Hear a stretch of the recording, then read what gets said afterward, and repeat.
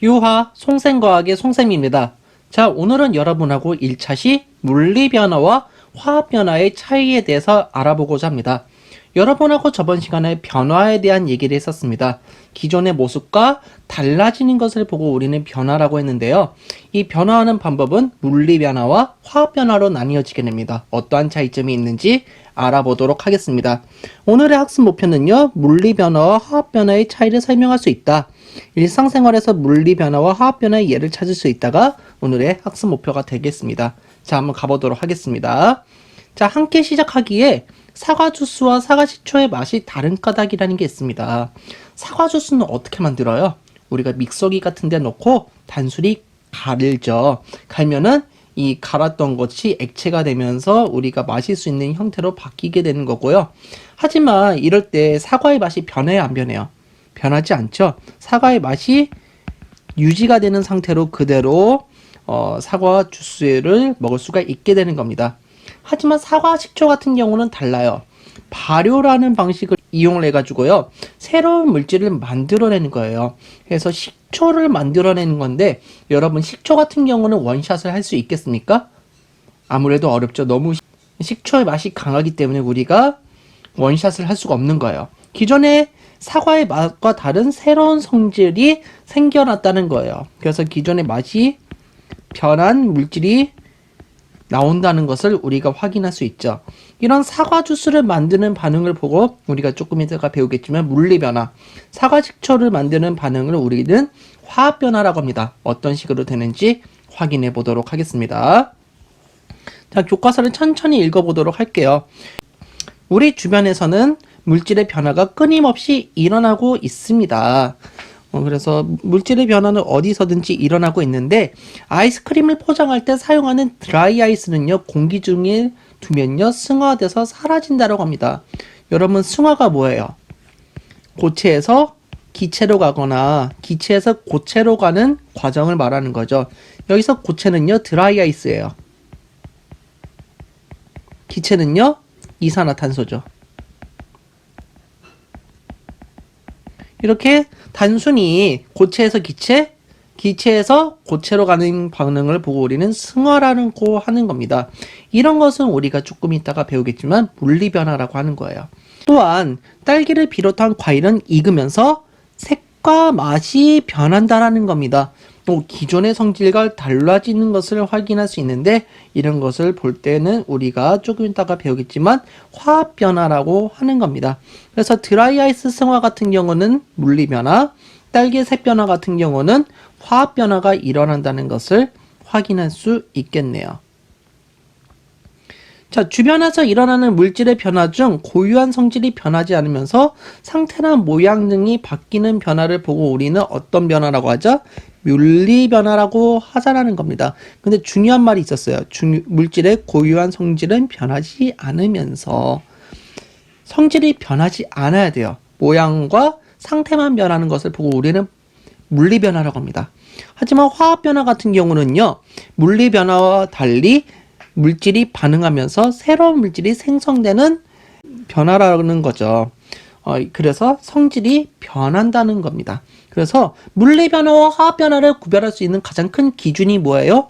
바로 물질의 성질이 변하는가의 여부라는 것을 확인해 두셔야 됩니다. 그래서 성질 같은 경우는 물리변화는 변한다, 안 변한다? 변하지 않는다. 하지만 화학변화 같은 경우는 변한다라는 사실을 우리가 확인할 수 있는 거죠. 나중에 조금 이따가 배우겠지만 분자의 구조는 물리변화에서는 변하지 않아요. 화학변화 같은 경우는요, 분자의 구조가 원자의 배열이 변하면서 바뀔 수가 있다는 것도 확인할 수가 있는 겁니다. 자, 물리변화와 화학변화인지 맞춰보는 걸 한번 해볼 텐데요. 물이 끓는다. 액체에서 어떤 걸로 변한 거예요? 기체로 변한 거죠. 이런 것을 보고 우리는 어떤 변화라고 하죠? 물리변화라고 하자. 종이를 자릅니다. 종이를 자른다고 해서 종이가 갑자기 다른 물질을 녹일 수 있는 성질이 생겨요? 그런 게 아니죠. 종이의 성질이 유지가 되고 있죠. 이런 걸 보고 우리는 물리변화라고 하는 겁니다. 컵이 깨진다. 컵이 깨지면 갑자기 액체로 막 변해요? 그런 게 아니잖아요. 컵은 그대로의 딱딱한 고체의 성질을 유지하고 있죠. 이렇게 컵의 성질을 유지하는 것도 물리 변화라고 할 수 있겠습니다. 근데 화학 변화는 얘기가 달라요. 식초랑 달걀 껍질이 반응하면 이산화탄소 기체가 나오게 됩니다. 기존의 성질과 다른 물질이 나오게 되는 거죠. 이런 경우는 우리는 화학 변화라고 하는 겁니다. 단풍잎이 가을이 되면은 붉은색으로 변한다. 이 붉은색으로 변하는 게 초록색에서 붉은색이라는 색깔이 변하게 되는 거잖아요. 이런 것도 화학 변화고요. 아이오딘이나 칼륨 수용액과 질산염 수용액이 반응하면요, 노란색 안경이 나온다. 화학식으로는 PbI2 노란색이 나오게 되겠네요. 기존에 없던 색깔이 나타나게 되는 거죠. 기존의 성질과 다른 물질이 생겼다는 것을 확인할 수 있어요. 이런 것 또한 화학 변화라는 것을 확인할 수 있겠습니다. 자, 우리가 예시를 조금 더 한번 볼게요. 물리 변화와 화학 변화를 한번 구별해 볼 텐데, 서리는 물리 변화예요. 왜? 수증기가 어떤 걸로 변하냐면은 얼음으로 변해요. 이런 과정을 어떤 과정이라고 했어요? 승화라고 했었죠.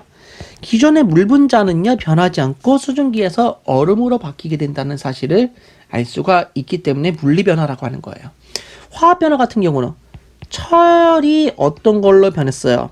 산화철로 변했죠. 산화철로 녹슬었다라는 것을 알 수 있죠. 철 같은 경우는 단단해요. 하지만 녹슨 철 같은 경우는 부스러질 수 있다는 거죠. 기존의 성질이 변했다는 것을 알 수 있어요. 이런 경우를 보고 우리는 화학 변화라고 하는 겁니다. 그래서 물리 변화와 화학 변화를 구별하려면 어떤 것을 봐라? 성질이 변하는지 유무를 꼭 보시기 바랍니다. 그러면 여러분께서 쉽게 구별할 수 있어요. 왜 그런지 이제 저랑 내용을 한번 살펴보도록 하겠습니다. 그림과 같이 얼음이 녹아 물로 되는 물리 변화가 일어날 때는요, 분자의 배열이 달라질 뿐 분자 자체가 변하지 않으므로 물질의 성질에는 변화가 없다는 겁니다.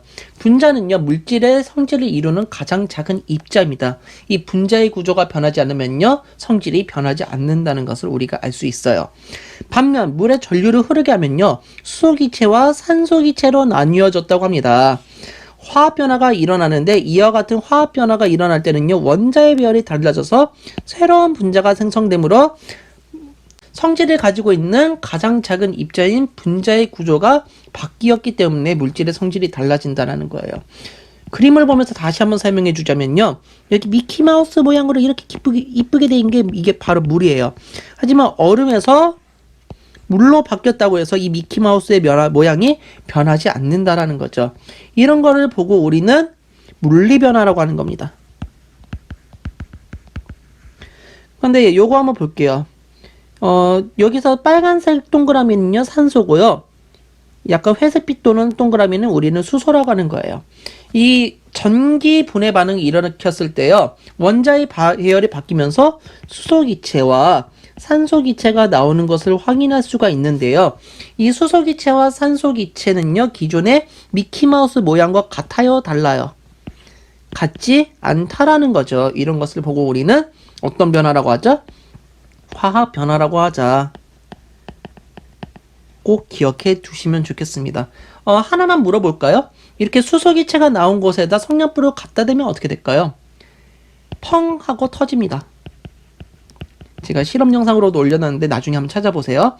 산소기체에 성냥불을 반응시키면 어떻게 될까요? 예, 활활 타오른다는 것도 알 수 있어요. 한번 점검해 주시기 바랍니다. 자, 문제 한번 풀어보겠습니다. 땡땡 변화와 달리 땡땡 변화가 일어나면 성질이 전혀 다른 새로운 물질이 생성된다. 물리 변화와 달리 어떤 변화? 화학 변화가 일어난다면은 새로운 생성 물질이 나온다라는 것을 확인할 수 있죠. 화학 변화가 일어나면요, 원자의 종류가 달라진다, 분자의 종류가 달라진다. 그렇죠. 분자의 종류가 달라지는 거죠. 원자는요, 배열만 바뀔 뿐 그대로 있을 거라는 것을 확인하시면 되겠습니다. 네, 오늘 수업은 여기서 끝나고요. 다음 시간에는요, 화학 반응식을 세워보는 방법에 대해서 알아보도록 하겠습니다. 여러분 열공하세요. 빠이.